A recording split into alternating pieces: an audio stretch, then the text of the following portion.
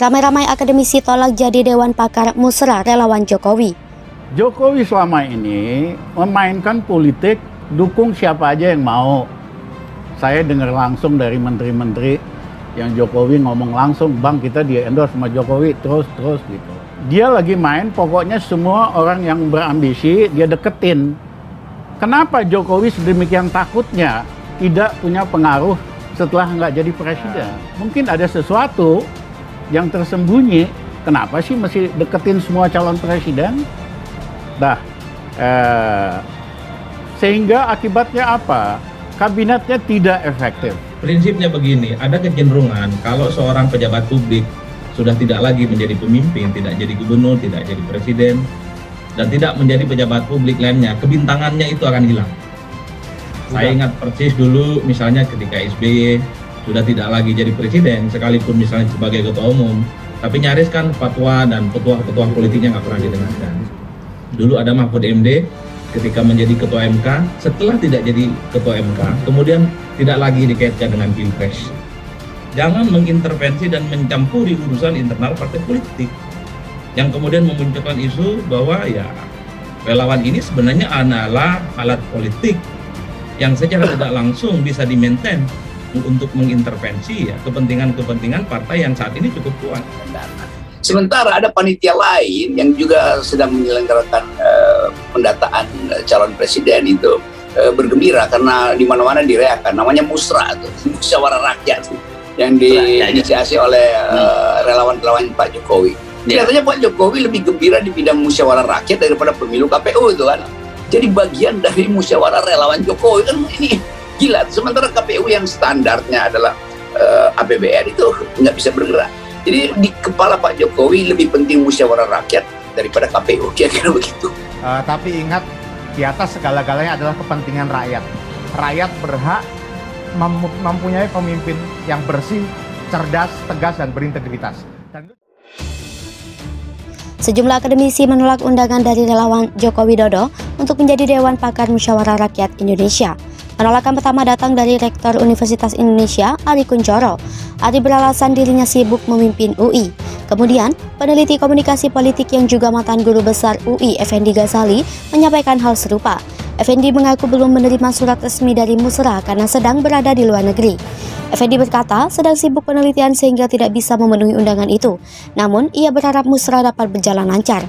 Penolakan juga datang dari Rektor Institut Pertanian Bogor, Arif Satria. Arif dengan tegas menolak undangan itu. Sebelumnya, sejumlah kelompok relawan Jokowi berencana menggelar musra untuk menjaring aspirasi rakyat di 34 provinsi. Salah satu agenda salah musyawarah itu adalah menjaring usulan nama calon presiden. Mereka meminta kesediaan sejumlah akademisi untuk menjadi Dewan Pakar. Nama Arif Satria, Ari Kunchoro, dan Effendi Ghazali sempat terdaftar dalam susunan kepanitiaan. Pada susunan survei terbaru, nama Arif dan Ari tak lagi dicantumkan. Adapun nama Effendi tetap ditulis dengan catatan masih dalam konfirmasi. Presiden Joko Widodo memperkirakan ratusan juta orang akan kelaparan dan mengalami kekurangan makan takut akibat krisis pangan yang disebabkan terhambatnya rantai produksi akibat perang antara Rusia dan Ukraina.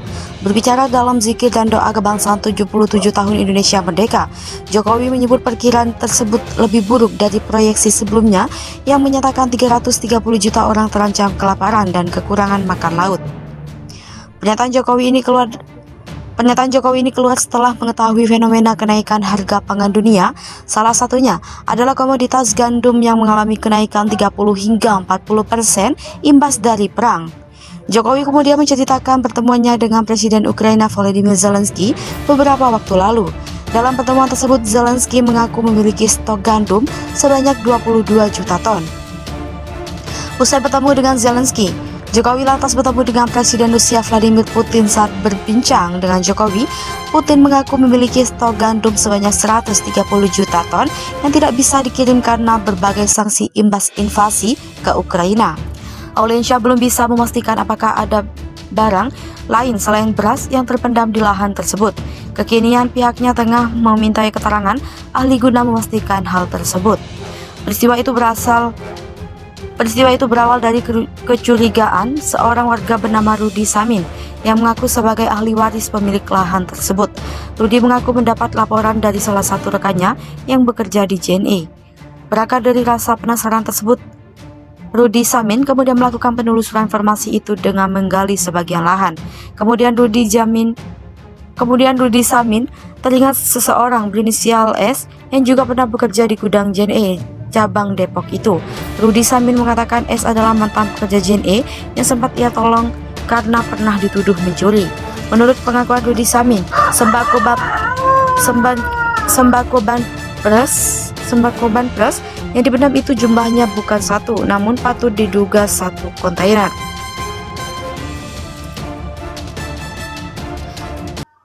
Menurut pengakuan Rudy Samin, sembako banpres yang dipendam itu jumlahnya bukan satu, namun patut diduga satu kontainer.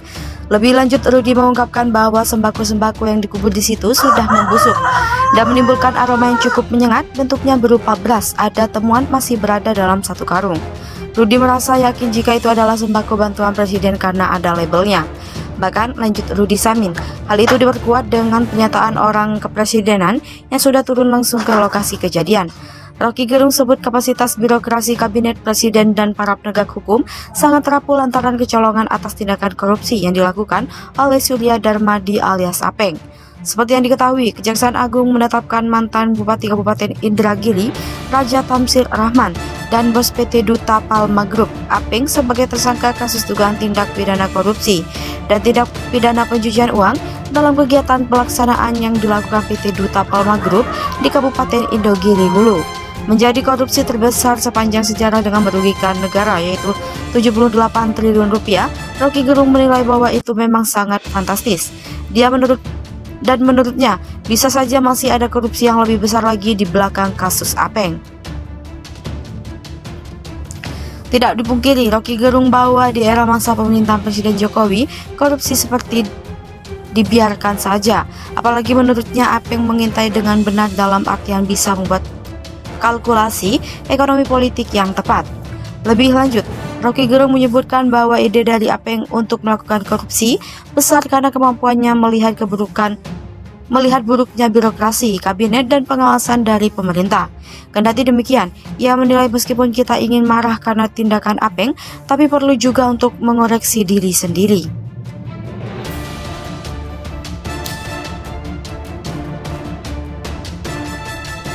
KPK sebagai lembaga yang menangani kasus tindakan korupsi diakui Rocky Gerung hanya sebuah peralatan dari presiden.